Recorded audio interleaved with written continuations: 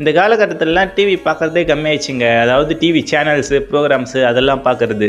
டிவிலையுமே YouTube, social media அந்த மாதிரி தானே இப்போ யூஸ் பண்ணிருக்கோம். அந்த மாதிரி லைவ் ப்ரோகிராம்ஸு, அந்த மாதிரி ஒரு ட்ராமா, சீரியல் இதெல்லாம் பார்க்குறது ரொம்ப கம்மியாயிடுச்சு. அந்த கம்மியாக இருக்கிறதுலையுமே நிறையா போட்டி இருக்குது. அந்த மாதிரி ஒரு போட்டியில் தான் இப்போ விஜய் டிவி பிக் பாஸ் அப்படின்ற ஒரு ஷோ நடத்திட்டு வராங்க.